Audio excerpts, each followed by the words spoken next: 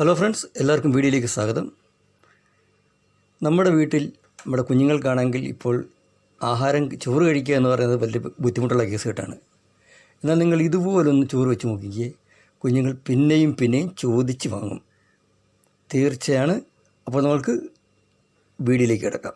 ഞാനിവിടെ ഒരു ഉരുളി അടുപ്പത്ത് വെച്ച് സ്റ്റൗ ഓണാക്കി അതിലേക്ക് ലേശ എണ്ണ ഒഴിച്ചു കൊടുത്തിട്ടുണ്ട്. എണ്ണ ചൂടായതിന് ശേഷം ഇതിലേക്ക് നമുക്ക് ഒരു നുള്ളു കടുകിട്ട് കൊടുക്കാം.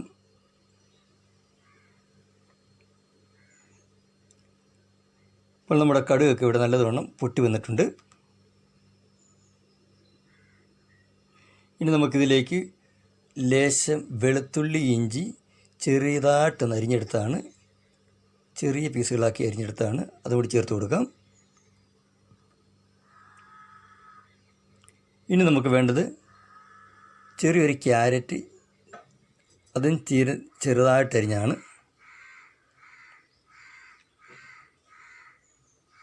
അതുപോലെ തന്നെ ഒരു കോവയ്ക്ക നീളത്തിൽ വലിയ കട്ടിയൊന്നുമില്ലാതെ ചെറിയ പീസുകളാക്കി അരിഞ്ഞാണ്, അതും കൂടി ചേർത്ത് കൊടുക്കാം.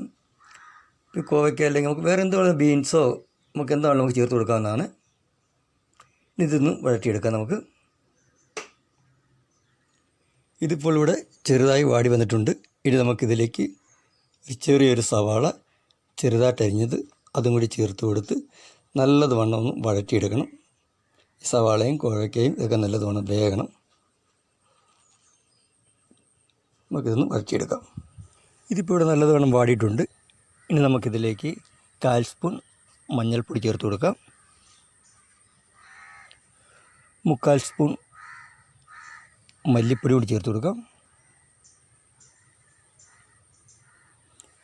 അതിനുശേഷം എരിവിനാവശ്യമായ കുരുമുളക് പൊടി ചേർത്ത് കൊടുക്കാം.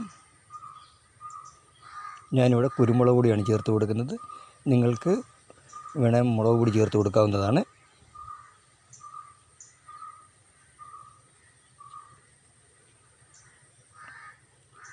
ഇനി നമുക്കിതിലേക്ക് ലേശം ഗരം മസാല ചേർത്ത് കൊടുക്കാം.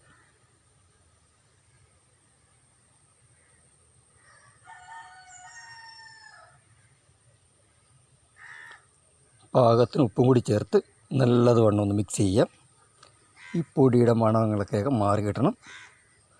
നമുക്ക് നല്ലതുവണ്ണം ഒന്ന് മിക്സ് ചെയ്യാം.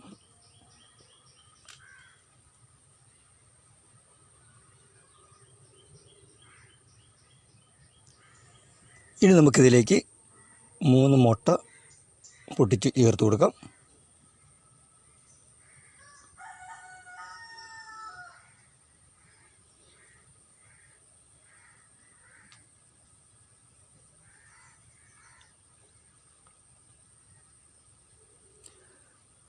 അതിനുശേഷം ഇത് നല്ലതുവണ്ണം ഒന്ന് മിക്സ് ചെയ്യണം. നമ്മുടെ ഈ മസാലയൊക്കെ മുട്ടയിൽ നല്ലതുവണ്ണം മിക്സ് ആകണം.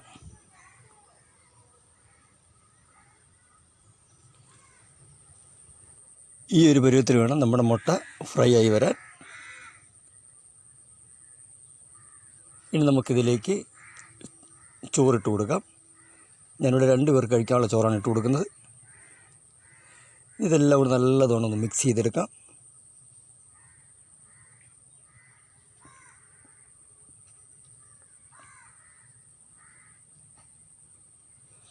അങ്ങനെ നമ്മുടെ മുട്ടച്ചോറിവിടെ റെഡി ആയിട്ടുണ്ട്. അപ്പോൾ ഇതുപോലൊന്ന് ഉണ്ടാക്കി പിള്ളേർക്കൊന്ന് വെച്ച് കൊടുക്കുക. കുട്ടികൾ ഇഷ്ടം പോലെ പിന്നെയും ചോദിച്ച് മേടിക്കും. അപ്പോൾ നിങ്ങൾക്ക് വീഡിയോ ഇഷ്ടപ്പെട്ട് വിചാരിക്കുന്നു. ലൈക്ക് ചെയ്യണം, അതുപോലെ തന്നെ ഷെയർ ചെയ്യണം, നിങ്ങളുടെ അഭിപ്രായങ്ങൾ കമൻറ്റ് ബോക്സിൽ അറിയിക്കണം. സബ്സ്ക്രൈബ് ചെയ്തിട്ടില്ലെങ്കിൽ സബ്സ്ക്രൈബ് ചെയ്യാൻ കൂടി മറക്കരുത്. അപ്പോൾ നമ്മളിനി മറ്റൊരു വീഡിയോയുമായി കാണാം.